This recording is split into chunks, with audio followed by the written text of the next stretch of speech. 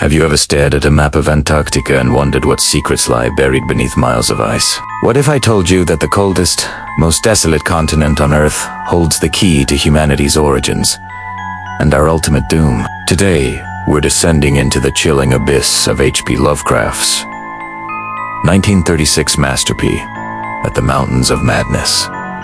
This isn't just a story. It's a scientific report from a doomed expedition, a warning whispered from the edge of sanity. So, buckle up, because our journey to the bottom of the world begins now. Our story is told through the eyes of Dr. William Dyer, a geologist from Miskatonic University. He's writing this account to warn the world to prevent another expedition from venturing into the Antarctic and reawakening the horrors he witnessed. In 1930, Dyer led a well-equipped team to the frozen continent. Their mission was ambitious: to drill deeper into the Antarctic ice than ever before, hoping to uncover geological samples that would rewrite the history of our planet. And in a way, they succeeded. The expedition splits into two groups. Dyer leads the main party, while a smaller advanced team, led by a biologist named Professor Lake, flies ahead to scout more promising locations. Lake is brilliant but impulsive. He becomes fascinated by strange, triangular, striated markings found in slate fragments. These markings are unlike anything seen in nature, suggesting a biological origin far more ancient and complex than anything humanity knows. Driven by this discovery, Lake pushes his team further, flying over a colossal, previously undiscovered mountain range, taller than the Himalayas. It dubs them, the Mountains of Madness. From his plane, Lake spots something unbelievable: the entrance to a massive cave. His radio transmissions back to Dyer's camp are filled with breathless excitement. They've found fossils of these strange, triangular-marked organisms. The implications are staggering. These creatures predate all known life on Earth. But then, the transmissions change. The weather turns. A blizzard of unimaginable force descends upon Lake's camp. Then, silence. Complete, unnerving silence. For over a day, Dyer's team tries to re-establish contact, their calls echoing into the void, answered only by static. Seek Dyer and a small rescue party fly out to Lake's last known location. What they find is a scene of utter devastation. The camp is a wreck, torn apart by the superstorm. But the storm doesn't explain the full horror. They find the bodies of the men and the sled dogs. But something is terribly wrong. Some are dissected with a chilling, surgical precision, as if by a curious but utterly alien intelligence. Others are simply ... missing. Even more disturbing.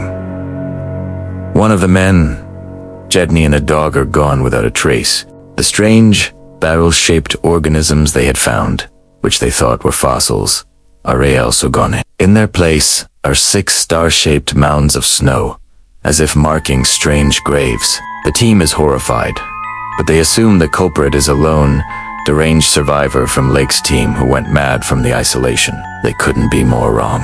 Dyer and a young graduate student named Danforth decide to fly over the mountain range themselves, driven by a need for answers.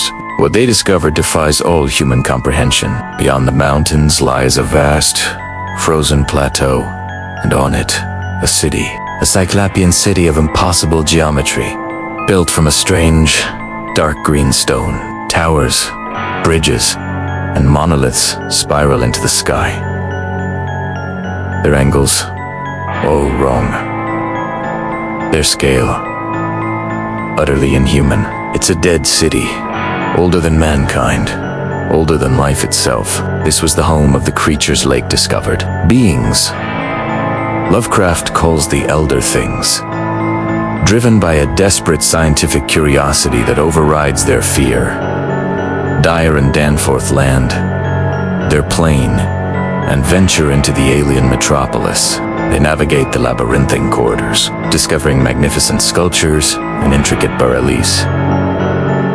Carved into the walls, these carvings are a history book, telling the story of the Elder Things. They were scientists, artists, and colonizers who came to Earth from the stars. Billions of years ago, they were the first life on our planet. In fact, the carvings reveal a shocking truth. They created all terrestrial life, including, as a kind of accidental byproduct, the primates that would eventually evolve into humans. The murals tell a tale of epic wars. The elder things fought off other starspawn, like the Cthulhu spawn, for control of the planet. They built their magnificent cities across the globe, both on land and deep beneath the oceans. But their greatest struggle was against a foe they created themselves. The Shoggoths were shapeless, protoplasmic slaves, engineered to be the perfect builders and servants. They were controlled telepathically by the elder things. But over eons, these slaves developed a mind of their own. They grew rebellious, mimicking their master's speech and art, and eventually rose up in a bloody, devastating war.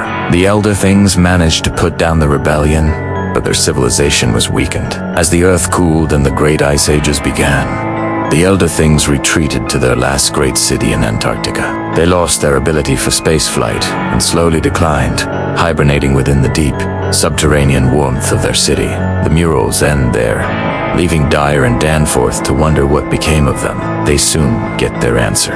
They realize the beings from Lake's camp weren't fossils. They were hibernating elder things, awakened by the heat from the team's drill. The awakened elder things, disoriented and terrified after millions of years of sleep, saw Lake's men dissecting one of their own. What the expedition saw as a scientific autopsy, the elder things saw as a brutal desecration. Their response wasn't malicious, but a panicked, retaliatory act of self-defense and scientific curiosity. They dissected the humans and dogs to understand these new, fleshy creatures. The missing man, Jedney, and the dog. They were taken as specimens. Dyer realizes they weren't killed by a madman, but by ancient, intelligent, and utterly alien beings. As this horrifying realization dawns on them, they hear a sound echoing through the dead city, a haunting, bird-like piping. Tikilili, tikilili. Following the sound, they are drawn deeper into the city, towards the vast, dark abyss that leads to the subterranean sea, where the elder things once dwelled. They see tracks in the dust, not just the star-shaped prints of the elder things, but something else, something huge, amorphous, and slimy. The Shoggoths, the slaves, never died out. They are still here. Dyer and Danforth witness a scene of fresh carnage. The mangled, decapitated bodies of the recently awakened elder things are strewn about. They had been trying to flee, but something caught them. And then, Dyer and Danforth see it. A colossal, bubbling, protoplasmic mass. A formless congery of iridescent bubbles, with countless green eyes, forming and dissolving on its surface. It's a Shoggoth, larger and more terrifying than anything the carvings depicted. It's relentlessly pursuing them, mimicking the tekalili cry of its former masters in a horrifying mockery. What follows is one of the most terrifying chase scenes in literature. Dyer and Danforth run for their lives, their flashlights cutting through the primeval darkness, the shapeless horror gaining on them. They scramble back through the Cyclopean city, the mocking Tiklili echoing behind them. They make it to their plane just in time, taking off as the monstrous entity oozes out from the city's entrance. But the horror isn't over. As they fly back over the mountains of madness, Danforth, seated behind Dyer, looks back. He lets out a single, blood-curdling scream and falls into a state of shock, babbling incoherently. Dyer refuses to say what Danforth saw. He only hints at it, a final, ultimate horror beyond the mountains. A cosmic entity so vast and terrible that the mere sight of it shattered Danforth's mind. He repeats the name whispered by mad Arab poets, Yog-Sothoth. Whatever it was, it proved that the elder things and the Shoggoths were just the beginning. Humanity is not the masters of this planet. We are a cosmic accident, a footnote in a history written by beings from the stars. And those beings are nothing compared to what still slumbers in the dark, cold places of the world.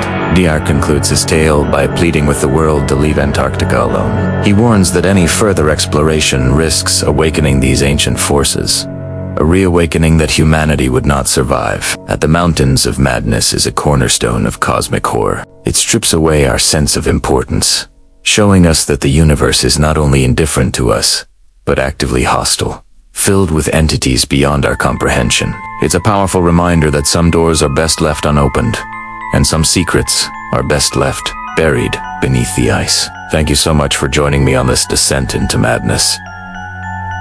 What do you think Danforth saw? Let me know in the comments below. If you enjoyed this journey into the heart of cosmic horror, please give this video a thumbs up and subscribe for more deep dives into the stories that haunt our dreams. Stay curious, but stay safe.